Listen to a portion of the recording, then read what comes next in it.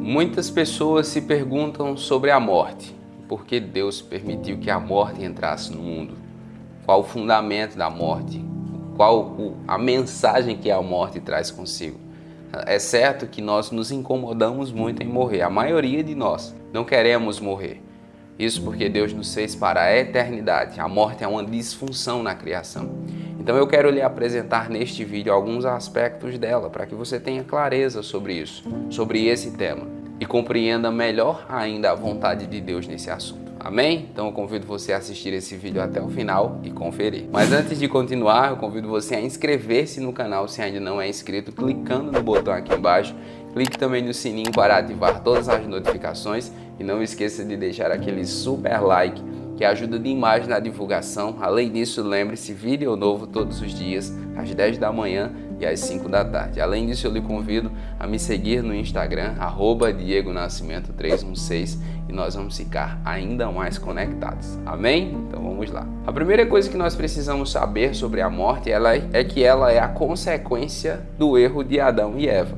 Veja o que diz Gênesis capítulo 3, versículo 19. No suor do teu rosto comerás o teu pão, até que tornes a terra, porque dela foste formado, porquanto és pó, e em pó te tornarás. Ou seja, Adão e Eva, eles não foram criados para morrer, mas após o seu erro, após esse pecado, comer o fruto que o Senhor Deus havia dito que eles não comessem, a morte entrou na humanidade. A morte passou a fazer parte do ciclo da vida. Então nós iniciamos, nascemos, crescemos e por fim morremos. Então a morte é uma consequência do erro de Adão. Em segundo lugar, a morte é uma retribuição do pecado.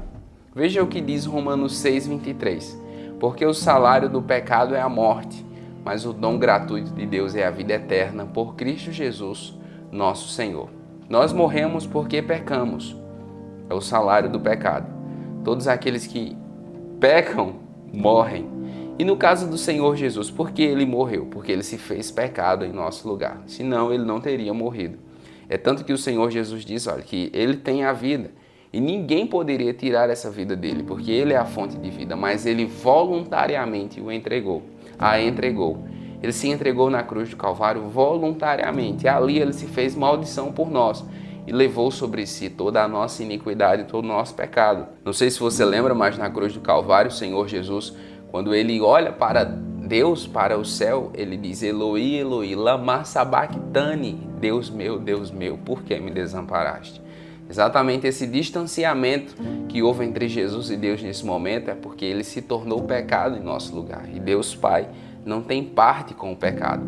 Então essa divisão que existe entre nós e Deus é exatamente por causa da barreira do pecado. Mas Jesus morreu e ressuscitou exatamente para derrotar esse poder da morte. Mas a morte é um salário, uma justa retribuição pelo nosso pecado. Por isso que não há ninguém inocente. Nenhum de nós é. Aquela pessoa muito bondosa, muito caridosa, muito generosa que você conhece, ela vai morrer. E isso vai provar que ela não é inocente. Só Jesus é inocente. É inocente e foi crucificado injustamente. E por isso ressuscitou. O seu Espírito Santo ressuscitou, porque nele não foi encontrado pecado. Em terceiro lugar, a morte está sobre o domínio da soberania de Deus. Por isso há duas exceções com relação a ela: Enoque e Elias. Veja o que diz Gênesis 5:24. E andou Enoque com Deus, e não apareceu mais, porquanto Deus para si o tomou. Isso 2 Reis 2:11. E sucedeu que, indo eles andando e falando, eis que um carro de fogo com cavalos de fogo os separou um do outro, e Elias subiu ao céu num redemoinho. Nem Enoque nem Elias conheceram a morte. Isso significa que eles não pecaram? Não, porque todos pecaram e destituídos estão da glória de Deus, diz a Escritura. E por que eles não morreram? Porque Deus é soberano. O Senhor Deus não quis que eles morressem e eles não morreram. A morte está submissa à soberania de Deus. Isso fica muito claro aqui. Isso, inclusive, é um prenúncio, uma sombra do que vai acontecer aos santos. Quando o Senhor Jesus voltar, da mesma forma que Enoque e Elias foram transladados, arrebatados, o povo de Deus também será Quando o Senhor Jesus voltar, aqueles que estiverem vivos serão arrebatados da mesma forma, não passarão por essa morte. Então, a morte é submissa à soberania de Deus. O Senhor não quer que morra, não morre. Em quarto lugar, a morte, ela foi derrotada. Veja o que diz 1 Coríntios capítulo 15, versículos de 54 a 57. Tragada foi a morte na vitória.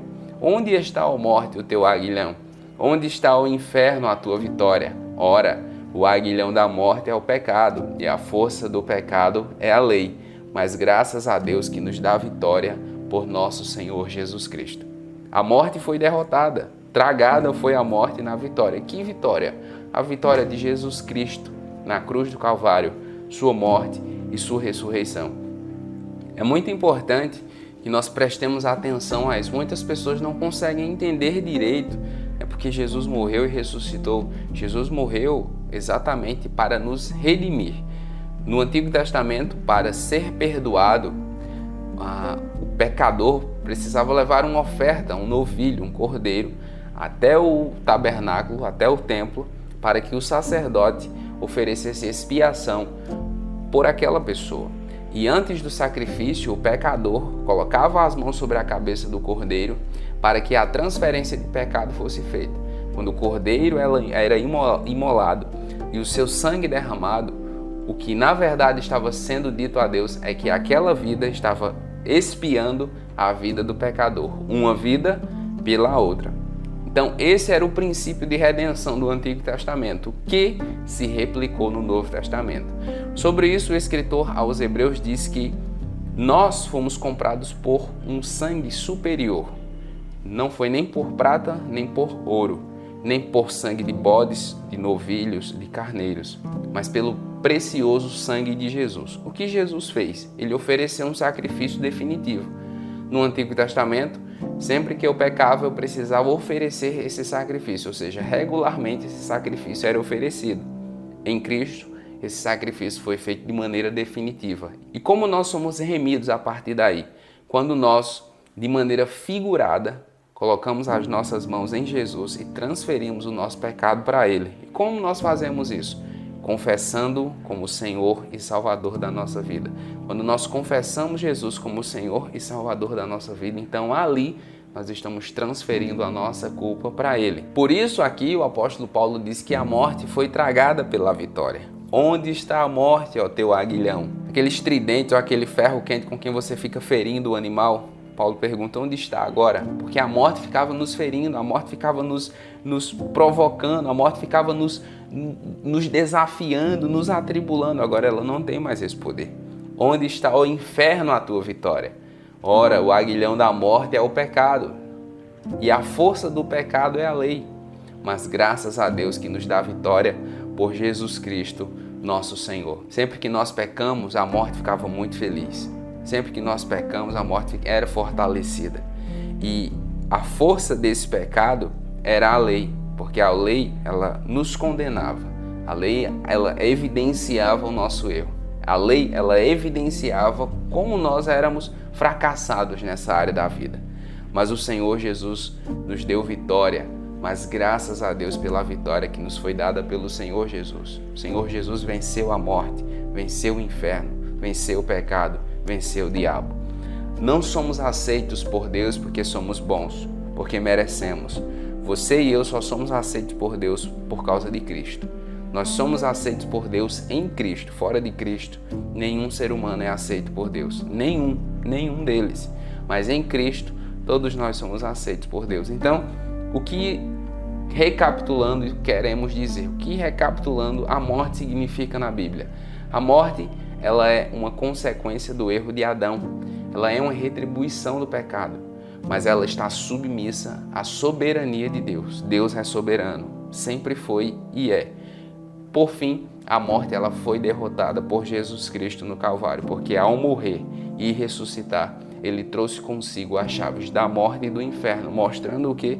Que ele tem domínio sobre todas as coisas, sobre a vida e sobre a morte, e que é poderoso para remir, para perdoar, para tornar aceitável a Deus todo aquele que se achega ao trono por meio do seu sacrifício. Então, se você ainda não recebeu Jesus como Senhor e Salvador da sua vida, saiba que ao morrer, você vai morrer eternamente. O que isso significa?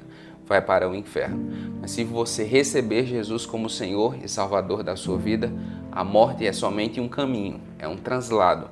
Ao morrer, você vai aguardar a ressurreição dos santos para estar para sempre diante de Deus. E ali não haverá mais morte, nem choro, nem dor, nem clamor algum se ouvirá na cidade. Amém? Então, se você gostou do vídeo, deixa aquele likezão.